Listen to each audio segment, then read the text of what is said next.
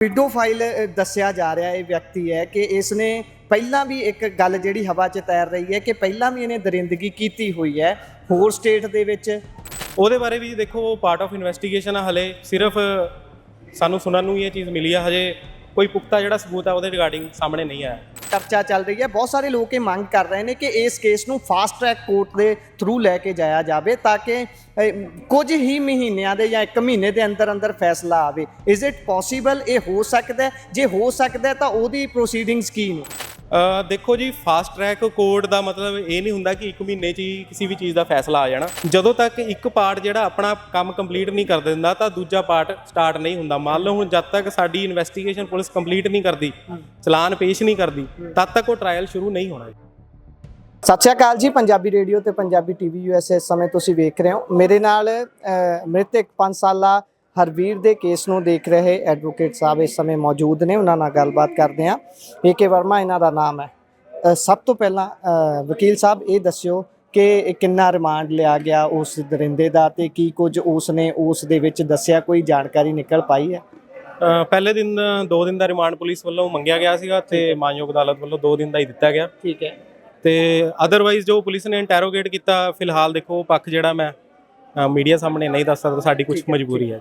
ਹਾਂ ਠੀਕ ਹੈ। ਇੱਕ ਪੀਡੋਫਾਈਲ ਦੱਸਿਆ ਜਾ ਰਿਹਾ ਇਹ ਵਿਅਕਤੀ ਹੈ ਕਿ ਇਸ ਨੇ ਪਹਿਲਾਂ ਵੀ ਇੱਕ ਗੱਲ ਜਿਹੜੀ ਹਵਾ 'ਚ ਤੈਰ ਰਹੀ ਹੈ ਕਿ ਪਹਿਲਾਂ ਵੀ ਇਹਨੇ ਦਰਿੰਦਗੀ ਕੀਤੀ ਹੋਈ ਹੈ ਹੋਰ ਸਟੇਟ ਦੇ ਵਿੱਚ ਜਾਂ ਜਿਹੜੀ ਇਹਦੀ ਨੇਟਿਵ ਸਟੇਟ ਹੈ ਉਸ ਜਗ੍ਹਾ ਤੇ। ਕੀ ਉਹ ਸੱਚੀ ਹੈ ਗੱਲ?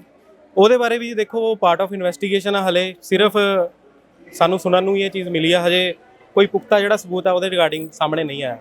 ਅੱਛਾ, ਇਹ ਫਿਰ ਜਿਹੜੀ ਹਵਾ 'ਚ ਤੈਰ ਰਹੀ ਗੱਲ ਕਿ 7 ਸਾਲ ਉਹਨੇ ਉੱਥੇ ਵੀ ਸਜ਼ਾ ਕੱਟੀ ਹੈ, ਉਹ ਸਾਰੀ ਹਵਾ 'ਚ ਹੀ ਹੈ?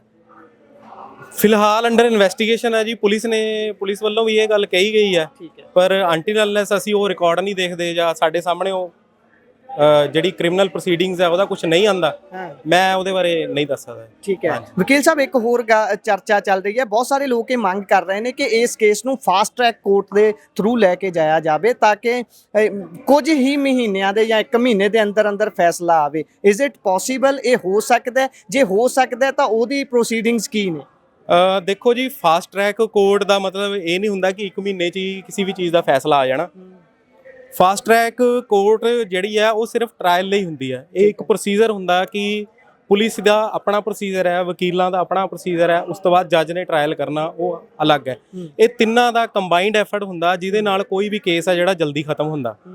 ਜਦੋਂ ਤੱਕ ਇੱਕ ਪਾਰਟ ਜਿਹੜਾ ਆਪਣਾ ਕੰਮ ਕੰਪਲੀਟ ਨਹੀਂ ਕਰ ਦਿੰਦਾ ਤਾਂ ਦੂਜਾ ਪਾਰਟ ਸਟਾਰਟ ਨਹੀਂ ਹੁੰਦਾ। ਮੰਨ ਲਓ ਹੁਣ ਜਦ ਤੱਕ ਸਾਡੀ ਇਨਵੈਸਟੀਗੇਸ਼ਨ ਪੁਲਿਸ ਕੰਪਲੀਟ ਨਹੀਂ ਕਰਦੀ, ਚਲਾਨ ਪੇਸ਼ ਨਹੀਂ ਕਰਦੀ, ਤਦ ਤੱਕ ਉਹ ਟ੍ਰਾਇਲ ਸ਼ੁਰੂ ਨਹੀਂ ਹੋਣਾ ਜੀ। ਉਹ ਅੰਟਿਲ ਅਨਲੈਸ ਪੁਲਿਸ ਚਲਾਨ ਪੇਸ਼ ਕਰੂਗੀ, ਉਸ ਤੋਂ ਬਾਅਦ ਜਿਹੜਾ ਹੈ ਉਹ ਟ੍ਰਾਇਲ ਸ਼ੁਰੂ ਹੋਣਾ।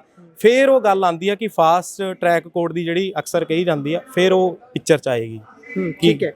ਇਸੇ ਦੇ ਨਾਲ ਇੱਕ ਹੋਰ ਚੀਜ਼ ਜਿਹੜੀ ਬਹੁਤ ਚੱਲ ਰਹੀ ਹੈ ਇਸੇ ਕੇਸ ਤੋਂ ਬਾਅਦ ਹਵਾ ਦੇ ਬਹੁਤ ਜ਼ਿਆਦਾ ਇਹ ਵਿਚਰੀ ਹੈ ਕਿ ਪ੍ਰਵਾਸੀਆਂ ਦੇ ਖਿਲਾਫ ਇੱਕ ਲਹਿਰ ਖੜੀ ਹੋ ਗਈ।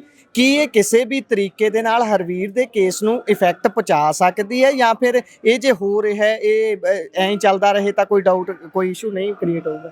ਦੇਖੋ ਜੀ, ਇਹ ਜਿਹੜਾ ਮੁੱਦਾ ਹੈ ਇਹ ਸਟੇਟ ਗਵਰਨਮੈਂਟ ਦਾ ਮੁੱਦਾ ਹੈ, ਉਹਨਾਂ ਦੀ ਪਾਲਿਸੀ ਹੈ ਕਿ ਕੀ ਉਹਨਾਂ ਨੇ ਪਾਲਿਸੀ ਰਿਗਾਰਡਿੰਗ ਕਰਨਾ ਹੈ, ਵੈਰੀਫਿਕੇਸ਼ਨਾਂ ਕਰਨੀਆਂ ਜਾਂ ਵਟਸੋਐਵਰ, ਉਹ ਕੀ ਡਿਸਾਈਡ ਕਰਦੇ ਉਹਨਾਂ ਦਾ ਮੈਟਰ ਹੈ।